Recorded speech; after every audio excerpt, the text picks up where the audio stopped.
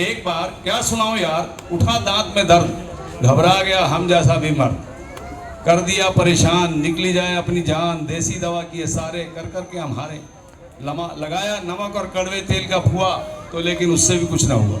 तो सोचा किसी डॉक्टर को दिखाएं, लेकिन दिखाएं किसे, इसे या उसे, सबके पास लंबी लंबी डिग्री, 100 रुपए की बिक्री, एक था सबसे ज़्यादा मशहूर, ख्याति फैली थी दूर दूर, पहुंच गए उसके पास, करवाने जेब का सत्यानाश। उसको अपना हाल सुनाया, जिस दांत में दर्द था वो भी दिखाया, हालत हमारी देखी, लगा बघार ने शेखी, तब आई थोड़ी सी खींच, जब बोला ऐसा करूं इलाज न मर जाए ना मरीज। खैर साहब रह गए चुप, क्योंकि रामायण में भी लिखा है, अगर चाहते हो अपनी खैर कभी मत करो डॉक्टर से बैर। अच्छा बताओ कौन से दांत में है पीड़ा, लगता है खा गया इसको कीड़ा। उसने उठाया जंबूर और बगल वाले दांत को पकड़ लिया, अच्छी तरह से जकड़ लिया, खूब हिलाया दांत, अपनी निकलने लगी आंत। मैं चिल्लाया लेकिन उसकी समझ में ना आया। थोड़ी देर बाद जंबूर बाहर आया तो उसके साथ दांत भी पाया। मैं चीखा नालायक, दर्द तो बगल वाले दांत में है।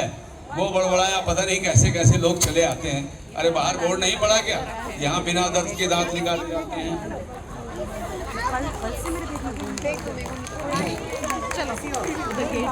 ऐसा ही कुछ एक अनुभव और मैं सुनाता हूँ तुमको एक किस्सा।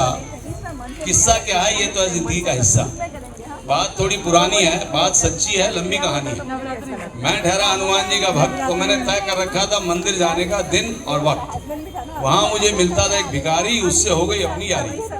भिखारी था थोड़ा पढ़ा लिखा और स्मार्ट, ठीक से करता था अपना पार्ट। मैं जब भी देता था उसको पैसे, वो देता था मुझको दुआएं। मैं जब भी देता था उसको पैसे, वो देता था मुझको दुआएं। साहब आप 1 से 2 हो जाएं, 2 से 3, 3 से 4, खूब फलो मेरे यार। इस तरह से बीत गए कई साल। एक दिन उसने मुझे रोक लिया और कहने लगा, क्या मैं पूछ सकता हूँ एक सवाल? मैंने कहा पूछो दोस्त, क्या पूछना चाहते हो?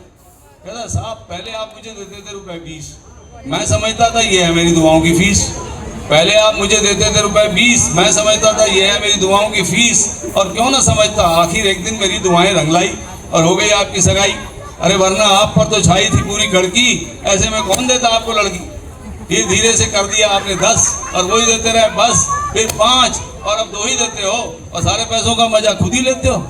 मैंने कहा यार बात तो तेरी सही है। जो तू सोच रहा है वो नहीं है। पहले जब मैं अकेला था तो 20 देता था और सारे पैसों का मजा तो तू ही लेता था। फिर हो गई हमारी शादी, हमने रकम घटा दी, कर दी आधा, क्योंकि अपने आप ही आ गई थी एक राधा। फिर एक बच्चा हुआ तो कर दिए 5, लेकिन नहीं आने दी अपने वचन पे आँच।